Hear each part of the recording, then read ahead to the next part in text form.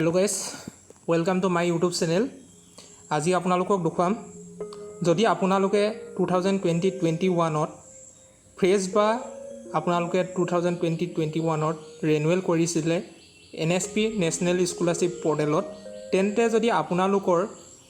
application আইডিটো বা আপোনালোকৰ পাছপোৰ্টটো আপোনালোকে যদি পাহৰি গ'ল বা হেৰালে আপোনালোকক তেন্তে আপোনালোকে কেনেধৰণে আপোনালোকৰ এপ্লিকেশ্যন আইডিটো বা আপোনালোকৰ পাছপোৰ্টটো ৰিকভাৰ কৰিব পাৰি সবিশেষ মই আজি এটো আপোনালোকক ভিডিঅ'ৰ দ্বাৰা জনাই দিম আপোনালোকে কেনেধৰণে আপোনালোকৰ এপ্লিকেশ্যন আইডি বা আপোনালোকৰ পাছপোৰ্টটো আপোনালোকে কেনেধৰণে ৰিকভাৰ কৰিব পাৰিব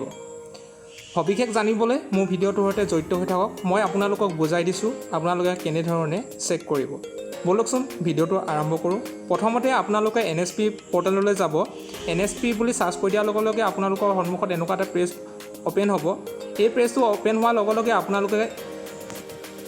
ইয়াত দেখা পাইছে আপোনালোকে নিউ ৰেজিষ্ট্ৰেশ্যন লগইন আপোনালোকে লগইন অপচনলৈ যাব তাত গৈ মিনি আপোনালোকে যদি ফ্ৰেজ কৰিছিলে 2020-21 ত তেন্তে ফ্ৰেজত ক্লিক কৰিব যদি আপোনালোকে 2020-21 ত ৰিনিউৱেল কৰিছিলে তেন্তে 2020-21 ৰিনিউৱেলত ক্লিক কৰিব মই ইয়াত ৰিনিউৱেলত ক্লিক কৰি দেখাইছোঁ ইয়াত ক্লিক কৰাৰ পিছত আপোনালোকৰ সন্মুখত এনেকুৱা এটা পেজ আহিব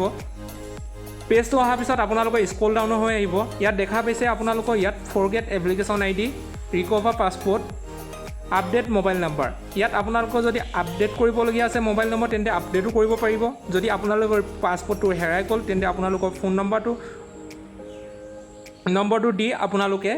ৰিকভাৰ কৰিব পাৰিব আপোনালোকৰ পাছপোৰ্টটো আৰু ফৰগেট এপ্লিকেশ্যন আইডি ইয়াত গৈ পিনে আপোনালোকে এপ্লিকেশ্যন আইডিটো ফৰগেট কৰিব পাৰিব আপোনালোকে ফৰগেট কৰি আপোনালোকক ৰিকভাৰ কৰিব পাৰিব আপোনালোকৰ এপ্লিকেশ্যন আইডিটো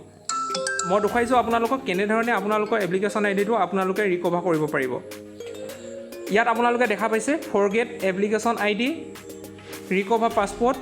মোবাইল নম্বৰ মই প্ৰথমতে টাইপিং কৰিম ফৰগেট এপ্লিকেশ্যন আইডি ইয়াত ক্লিক কৰিলোঁ ইয়াত ক্লিক কৰাৰ পিছত আপোনালোকৰ সন্মুখত এনেকুৱা এটা পেজ ওপেন হ'ব ইয়াত ওপেন হোৱাৰ পিছত আপোনালোকে ইয়াত দেখিছে ফৰগেট এপ্লিকেশ্যন আইডি ৰিকভাৰী বা অপাৰেশ্যন ইয়াত আপোনালোকে কাম এটা কৰিব লাগিব সাৰ্চ বাই বেংক একাউণ্ট নাম্বাৰ ইয়াত আপোনালোকৰ যোনটো 2021 ত ৰিনিউৱেল বা ফ্ৰেছ কৰোঁতে আপোনালোকে যোনটো একাউণ্ট নম্বৰ দিছিলে বেংক একাউণ্ট নম্বৰ সেই বেংক একাউণ্টটো আপোনালোকে ইয়াত টাইপিং কৰিব লাগিব ইয়াত আপোনালোকে কেনেধৰণে টাইপিং কৰিব লাগিব মই আপোনালোকক দেখুৱাই দিছোঁ সাৰ্চ বাই বেংক একাউণ্ট আপোনালোকে এইটোত যাব ইয়াত গৈ পিনে আপোনালোকৰ বেংক একাউণ্ট নম্বৰ ইয়াত আপোনালোকে টাইপিং কৰিব টাইপিং কৰাৰ পিছত আপোনালোকৰ তলত দেখা পাইছে কেপচা কোডটো আপোনালোকে সেই কেপচা কোডটো বহাই মেলি আপোনালোকে ক্লিক এপ্লিকেশ্যন আইডি সেইটোত আপোনালোকে ক্লিক কৰি দিব সেইটো ক্লিক কৰাৰ পিছত আপোনালোকৰ সন্মুখত নতুন এটা পেজ আহিব আৰু এটা OTP আহিব আপোনালোকে সেই OTPটো বহাই আপোনালোকৰ পাছপোৰ্ট যোনটো আপোনালোকৰ এপ্লিকেশ্যন আইডিটো হেৰাই গৈছিলে সেই এপ্লিকেশ্যন আইডিটো আপোনালোকে ৰিকভাৰ কৰিব পাৰিব এইটো আছিল প্ৰথম প্ৰচেছ আপোনালোকক মই সেকেণ্ড প্ৰচেছটো বুজাই দিম আপোনালোকৰ পাছপোৰ্টটো আপোনালোকে যদি হেৰাই গৈছে তেন্তে আপোনালোকৰ পাছপোৰ্টটো কেনেধৰণে ৰিকভাৰ কৰিব পাৰিব এইটো আছিলে প্ৰথম প্ৰচেছ আৰু সেকেণ্ড প্ৰচেছটো মই বুজাই দিছোঁ আপোনালোকে কেনেধৰণে আপোনালোকৰ পাছপোৰ্টটো আপোনালোকে ৰিকভাৰ কৰিব পাৰিব বলক ভিডিঅ'টো আৰম্ভ কৰোঁ ৰিকভাৰ পাছপোৰ্ট আপোনালোকৰ ৰিকভাৰ পাছপোৰ্টত ক্লিক কৰি দিব ইয়াত আপোনালোকৰ এপ্লিকেশ্যন আইডিটো লাগিব যিটো এপ্লিকেশ্যন আইডিটো আপোনালোকে ফ্ৰেছ বা ৰিনিউৱেল কৰিছিলে সেই এপ্লিকেশ্যন আইডিটো আপোনালোকে ইয়াত টাইপিং কৰিব ইয়াত টাইপিং কৰাৰ পিছত আপোনালোকৰ তলত দেখা পাইছে কেপচা কোডটো এই কেপচা কোডটো ইয়াত বহাই মেলি আপোনালোকে এইটো নেক্সট কৰি দিব নেক্সট কৰি দিয়াৰ পিছত আপোনালোকৰ সন্মুখত এটা নতুন পেজ ওপেন হ'ব সেই পেজটো ওপেন হোৱাৰ পিছত তাত আপোনালোকৰ OTP এটা দিব আহিব OTPটো দি মেলি আপোনালোকে পাছপোৰ্টটো ৰিকভাৰ কৰিব পাৰিব এইটো আছিল এইটো দ্বিতীয়টো প্ৰচেছ আৰু তৃতীয়টো প্ৰচেছ হৈছে আপডেট মোবাইল নাম্বাৰ ইয়াত আপোনালোকে ক্লিক কৰিব ইয়াত ক্লিক কৰাৰ পিছত স্ক্ৰল ডাউন হৈ আহিব তাৰপিছত ইয়াত আপোনালোকে দেখিব হৈছে এপ্লিকেশ্যন নেম এইটো আপোনালোকে এপ্লিকেশ্যন নামটো দি দিব এপ্লিকেশ্যন মাদাৰ্ছ নেমটো দিব তাৰপিছত ডেট অফ বাৰ্থটো দিব অল মোবাইল নম্বৰ আগতে যোনটো মোবাইল নম্বৰ আপোনালোকে দিছিলে সেই মোবাইল নম্বৰটো দিব লাগিব ইয়াত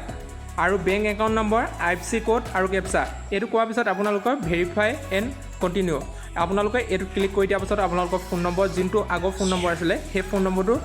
এটা OTP যাব সেই OTPটো দিয়াৰ পিছত আপোনালোকৰ নতুন যোনটো ফোন নম্বৰ আপোনালোকে এড কৰিব বিচাৰে সেইটো আপোনালোকৰ ইয়াত ভেৰিফাই হৈ যাব এইটোৱে আছিল আজি এটা চমুকৈ ইনফৰমেশ্যন যদি আপোনালোকক যদি ভিডিঅ'টো ভাল লাগিলে তেন্তে ভিডিঅ'টো please like comment share and subscribe কৰি মোৰ চেনেলটি বেল আইকনটো প্ৰেছ কৰি ৰাখিব কিয়নো আগলৈ এনেধৰণৰ ইনফৰমেশ্যন ভিডিঅ'সমূহ পাই থাকিবৰ বাবে ধন্যবাদ জয় অসম